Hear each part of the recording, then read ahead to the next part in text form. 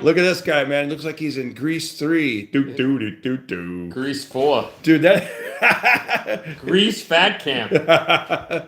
yeah. Dude, you're not fat anymore. That's actually pretty cool. Well, watch this. When the last few weeks I weighed 169 and a half, which is the lowest I've weighed since high school. Yeah. When I was in the police academy, I was in the fat squad at 205. I wasn't even a real cop yet. I was 205. That's crazy that 205 would put you on the limit of being like in the. I was in the fat squad. Wow. But today I weighed 176. Oh, that's good. Yeah. So that's good. So what does that mean, like the fat squad? Like, so if you're back in the day when you were in the. Okay, I was in the New York City Police Academy. Yeah. I got sworn in 7/15/1986. 2,900 of us. Might be the biggest class in the history of the human race. 318 were transit.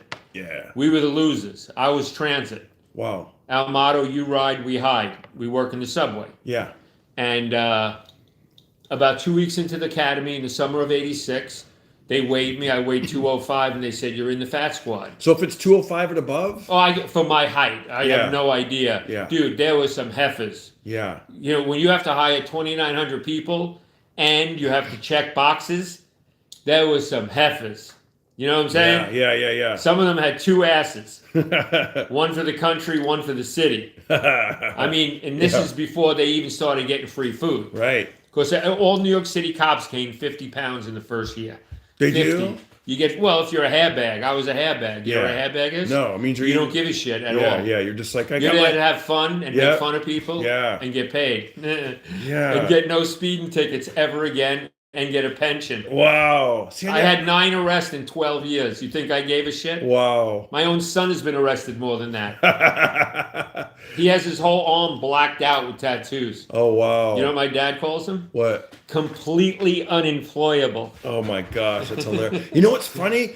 It's funny you say that about the tattoos. So, my father, my real dad, birth dad, was a Hell's Angel. Wow. And, I remember I knew him when I was a little kid.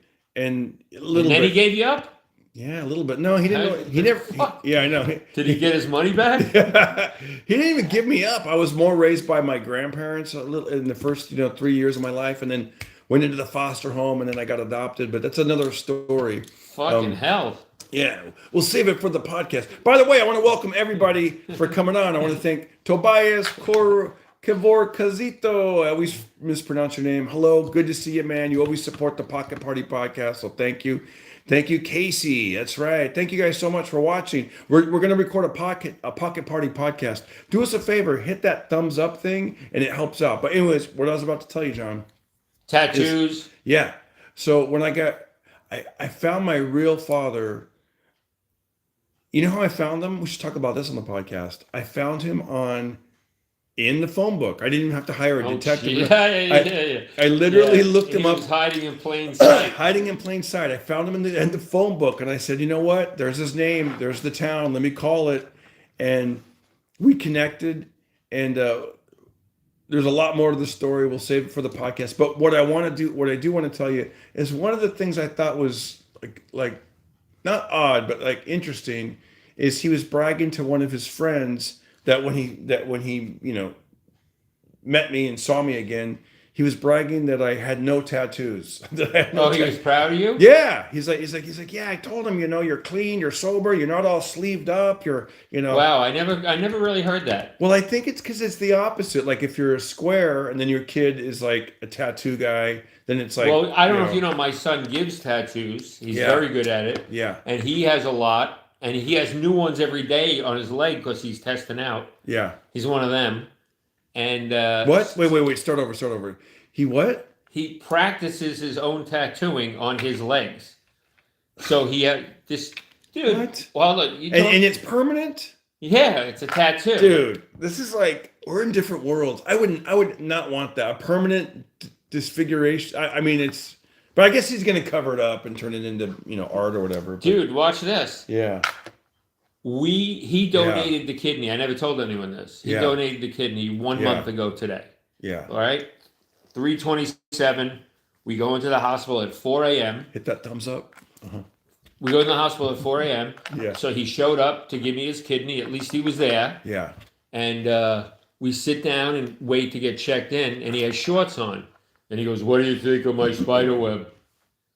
He's got a spider web across his whole knee. I go, "When did you do that?" What? 4 hours ago. Wait, Yeah, dude. the day of the tattoo? The day of the fucking tattoo. No, the day of the kidney transplant. Well, yeah, that's what I mean. Yeah. What the hell? You probably shouldn't do that, right? I would think not. Wow. And he's doing it in the back room with the kitty litter Dude. that he never changes. Oh my God. The air. Yeah. I could smell the cat piss from here. Wow. Did you tell it? Were you like, "Hey, I might beg your pardon"? Oh no, we were in the hospital getting checked in. You're like, "I know I need a kidney really bad, and he's going to donate it, but he just gave himself a tattoo hours ago." Believe it or not, I heard it was $500,000 in 4 hours. That's what I heard. Wow. You're not canceling a stand-up gig at the Punjab Palace. Right. And Casey says, "Happy 1 month of 3 kidneys." Yeah, I have 3 kidneys, 9 toes, and no ass. Your son's living on the edge. Yeah. Well, that's one thing when they're living on the edge, but Dude, watch he's bringing you into it now. He has so many tattoos, and he gives tattoos. He's good at it. Yeah. I met the doctor. I gotta go twice a week. I met the nurse. A doctor stepped in, Asian woman. She goes, "You know who I am?" I said, "No." She said, "I'm the doctor who carry your son's kidney from operating room from him to you, 20 feet." Wow. And I said, I'm only going to meet this woman once in my whole life. And this is weeks after the operation. So I said, "Is there anything I need to know about my son's kidney? You saw it." Yeah. And she said, "As a matter of fact, your son's kidney have him tattoo." I said, "Like what?" She goes, "It have him barbed wire around edge. Like 1982. Yeah. Like he Hell's Angel." Hell's Angel. Hell's Angel. That's so funny, man. He's a Hell's Angel. Hell's Angel. Yeah. Dude, you got me doing that. So, whenever, you and I talk on the phone, I go, you don't say hello, you go, "Hello," right? So I started doing it, and my wife's like, "Stop doing that." Like, so whenever she comes home, I'm like, "Hello." So now I got to catch myself. I go, "Hello." Yeah. Steve Marshall and I just added like it's nothing. It's just, it's a funny way to be funny. You just slip it in. Yeah. I'll give you an example. I used to have a shop that I rented from an old-time Hollywood guy. Yeah. He used to rent cars that were going to get smashed up in the movies. That's what he did. Yeah. And he knew all the stuntmen. He knew all these crazy, funny stories. And whenever you go to Lowe's in Burbank, there's that little stand outside. It's like a Russian woman and her husband, or Asian. No, Asian. That's it. They're Asian. And they sell big pretzels like you'd get in New York. And every time I would buy, I'd say, "Nort, I'm going to the place. You want a hot dog?" Or he'd say, "Get me a pretzel." And I go, "Salt or no salt?" And he goes, "No, sir." And I didn't know what he meant. I was walking out the door. Yeah. I get there. I said, "Can I get 2 large pretzels?" And she goes, "Sir or no, sir?" That's how she said salt. I'm just living my truth. Yeah. I'm not mocking her. Right. It's what happened. Right. What's with the glasses and the leather jacket? I like the vibe. Well, you put the AC on in my home when you got here, so I was cold. My immune system is 70% lower. Yeah. So here you are giving me fucking pneumonia in my own house. Yeah, but we got to have a good podcast. And then the jacket, I snored up. I found it in NoHo Diner. I had my eye on it for 6 weeks. Yeah. And after 6 weeks, I said to the waitress, "What's up with that? It's real leather, bro." It doesn't feel like real leather. I think it is. I bought well, listen, it's like, it might be real leather, No, but look, it's not like that heavy. You're right. Heavy, like the real now leather. I know why it sat there for 6 weeks. Because real leather feels heavy, where you're like, it's hard to walk around. It's like a weighted vest. I never thought of that. Yeah, this feels. Stupid. I mean, this is not. This is like 39. It's fucking rubber. This is $29 at Marshall's. It's rubber. It squeaks. You're like, I paid $50 for this. It's her little scam. Dude, when I move like this and zip, it sounds like a professional NBA game. It's pleather. They used to say, remember that plastic? That's a burn. Boo, burn.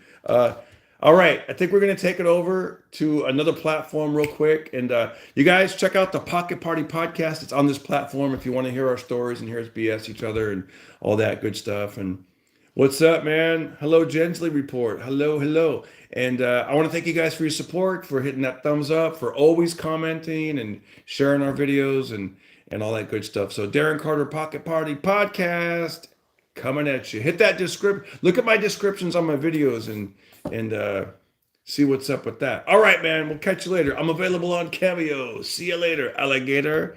After a while, crocodile. Love ya. Bye.